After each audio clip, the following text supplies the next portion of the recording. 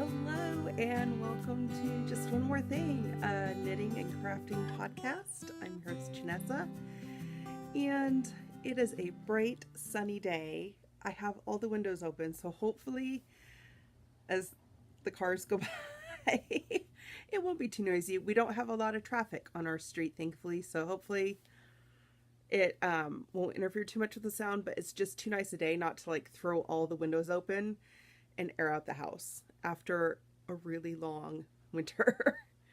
We all need to air out the house a little bit.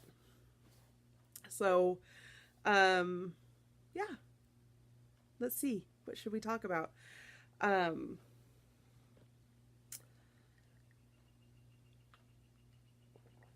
The tea today is strawberry rhubarb parfait from David's Tea.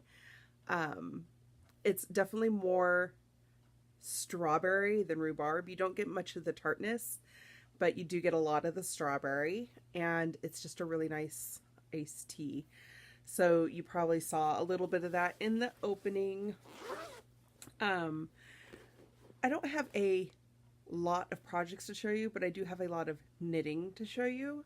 So hopefully that makes up for my abysmal attempts in the last couple of weeks to show you guys stuff where I'm just like, I knit like 5 rows of stockinette on a sweater and it doesn't look like a sweater yet. My knitting has been a little sad these last couple of weeks, but I'm finally like out of that sickly funk where I just didn't want to knit anything, and I got my mojo back. So I have been working on 2 projects, just 2, but I've made progress on them, so I wanted to show you. I haven't shown you guys this one in a while. This is my dotted rays. It's a Stephen West pattern.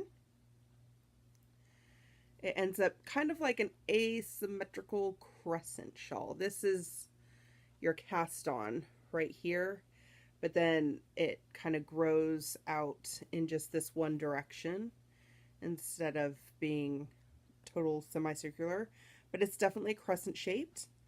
I am knitting this out of some of my own hand spun.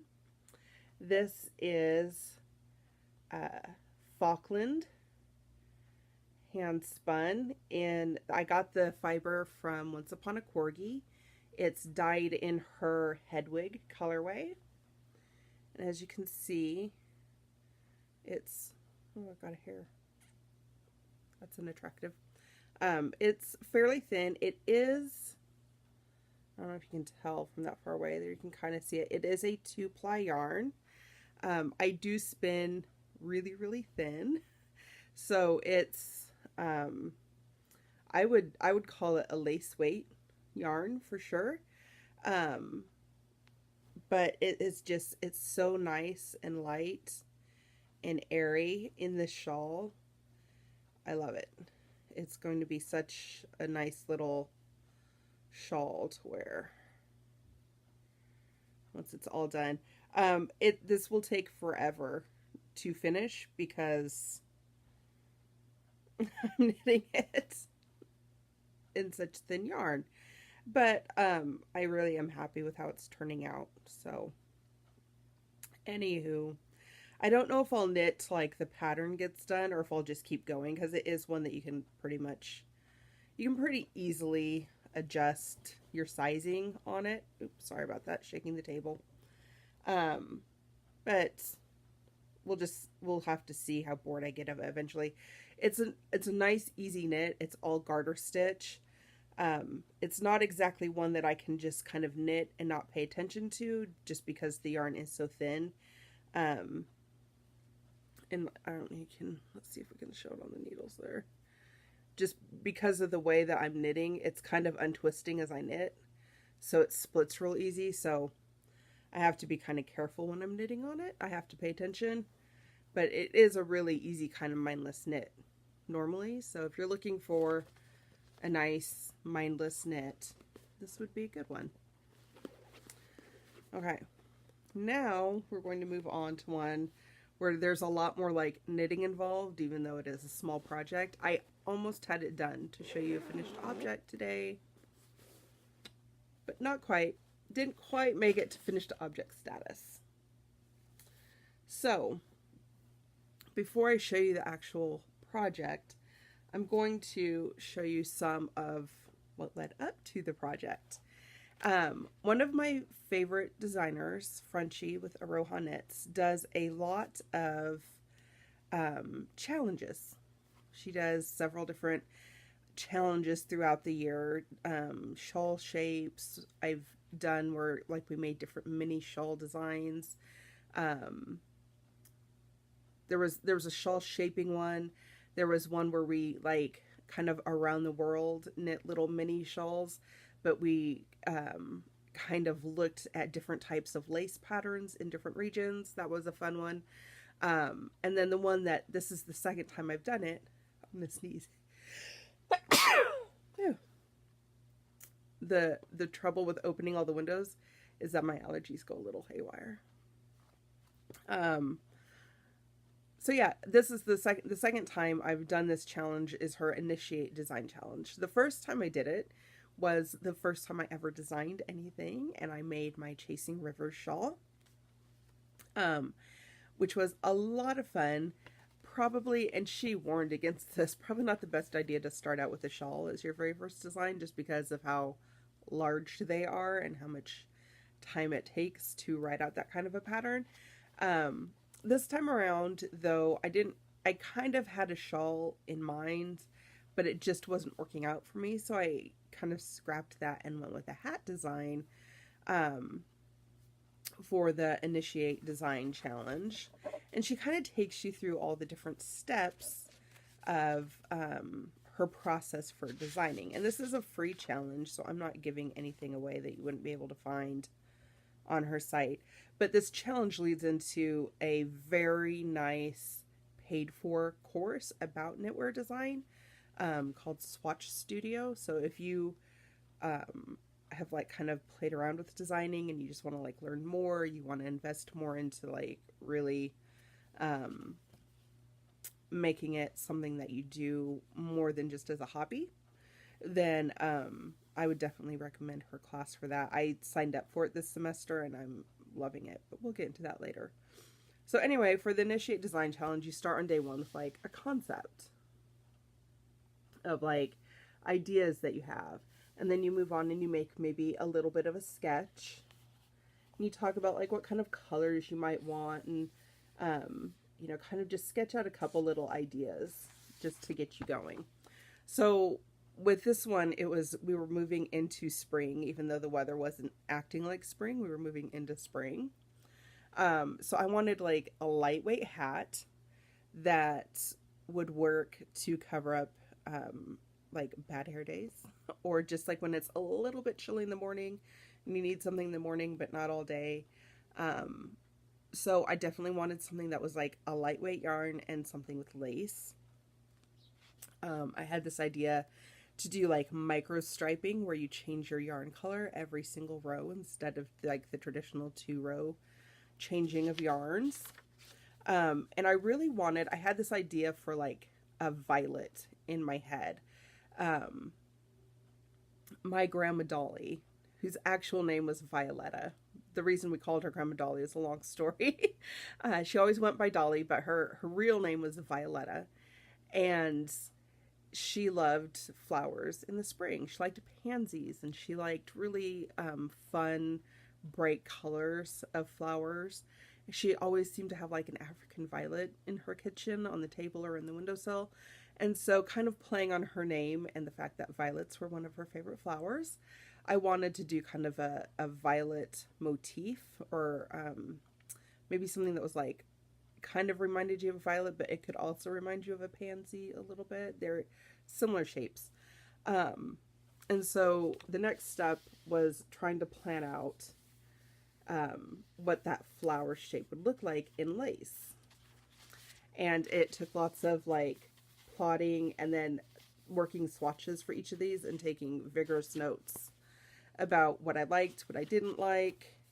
On day 2, you go a little bit more into like what your supplies are going to be, and you into like the stitch pattern. So here again, I'm like trying to play with the different stitch pattern and tried to figure out that lace, which, as you will see in a minute, like really baffled me for a long time. I just could not get it where I liked it. Here were more ideas for lace that didn't all work out. Again, lots of notes, lots of swatching. Eventually you get to doing the math.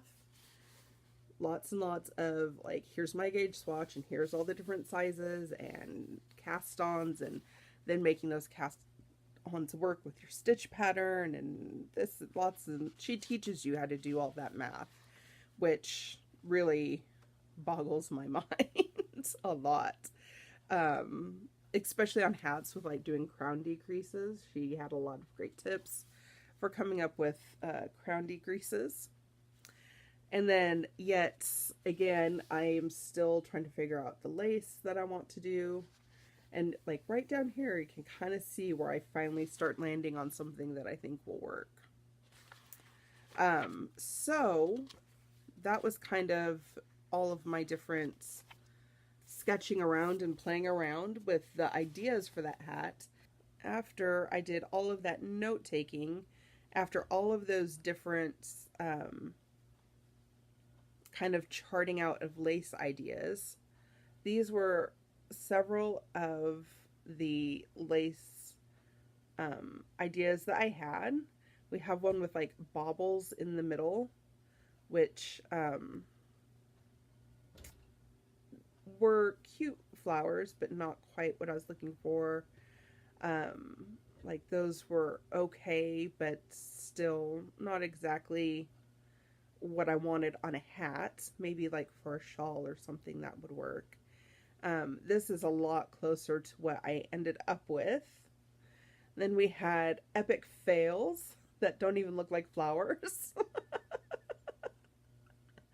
I worked this from, this was the top row was like trying to like finally figure stuff out. These were like, nope, not working there. That didn't look like a flower at all. And then we had ones that, I think this one was meant, like the flower shape was meant to be here, but it just didn't turn out. It basically ended up giving you like a weird lace thing there in the middle. That one, again, epic failure on, it didn't even look like a flower. So it took a little while to get to like what a flower shape would look like. And then I swatched it out doing stripes and different types of flowers in different sequences. As you can see on that one, I got completely off like that. It's offset weird.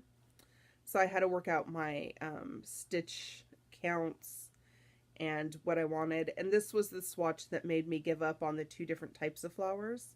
I was going to do like a big flower and a little flower and a big flower, like a pattern.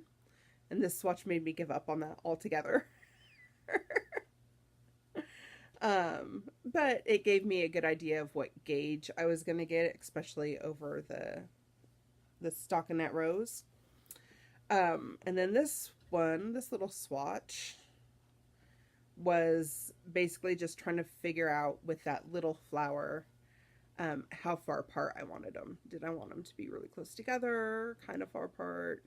I also was testing out different ways to get the, I think it went like this. There we go. To get that bottom flower, like the bottom leaf, to be bigger. So I was kind of experimenting with different ways to do that. So lots of swatches involved, to where finally I started knitting on the hat. And dun, dun, dun, dun. Here, I'm going to pull this out so I don't lose any stitches. This is what we have so far. So I'm on my last repeat of the micro stripes before I start the crown decreases. It's going to be a slouchy hat. I'll put it on for you with the needles. Let's try to get all that up in there.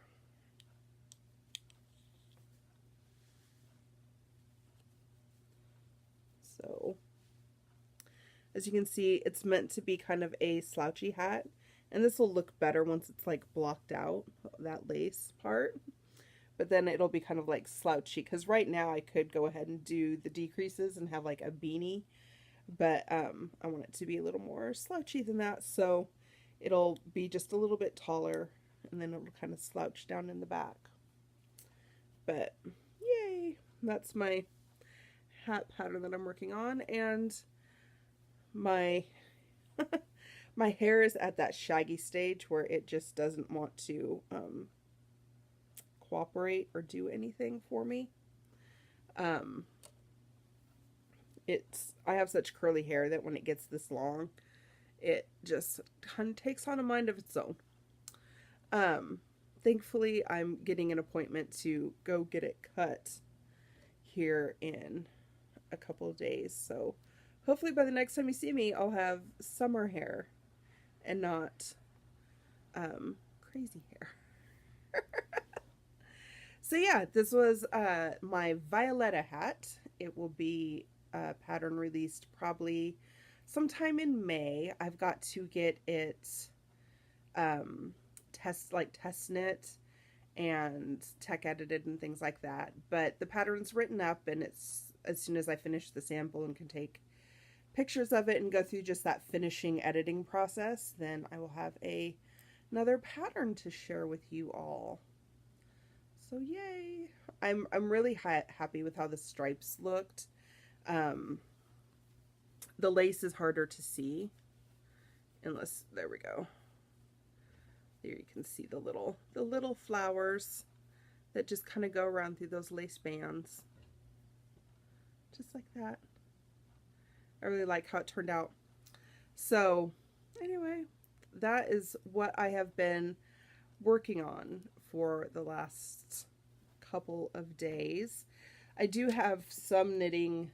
I have like a test knit coming up this week, and a commission knit coming up as soon as the yarn comes in. So I'm going to be working on some other people's things here soon, and it'll be fun to show you those projects as they come up.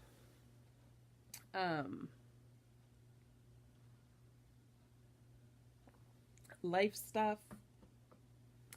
Kids are almost out of school. They will do summer school. If you're new to the podcast, then you didn't hear me talk about this last year when it happened, which reminds me, I think I've like almost come up on a year for this podcast. I've been doing this for just about a year now, because I remember, I'll have to go back and check when I started, but I do remember that I was talking about the kids, like, I'm going to start a podcast, but then the kids are out of school, and I don't know how it's going to work out. But, so yeah, summer school here is not like, oh, your kids got bad grades and they have to go to summer school, like it was when I was a little kid. Summer school here is basically for 2 weeks. After the end of school, they do like an enrichment program. So it's, ooh, the wind's picking up. So it's like 2 weeks of kind of fun activities surrounding all like the core curriculum, like the math and the science. And they go to the state parks and they do science experiments, and they do little fun like history lessons and field trips, and it's like fun school for 2 weeks in the summer. But it's a lot of fun. The kids enjoy going, and they basically like move up into their next grade. So like Brooklyn will be in the 6th grade class and Emerson will be in the 2nd grade class, and they get to like kind of meet their new teachers a little bit for the most part, and kind of just get a handle on what it's going to be like next year before they go on their big summer break. And then when they come back, they're not like completely in a new class, but they're they've had a little bit of a transition period, so it's nice. I'm looking forward to that. It gives me 2 extra weeks to like prepare for having them home all day long, every day. It's keeping them entertained over the summer. is always fun. So let's see what else. I think that's about it. I am going to take advantage of the nice weather, and I'm going to wash some woolen things and get them hung out on the line so that they can dry. So that is all I have for you this week. Again, I apologize, it's kind of short, but with just those 2 projects being worked on, it's all I have. So, all right, well, we will see you next week. Have fun knitting, and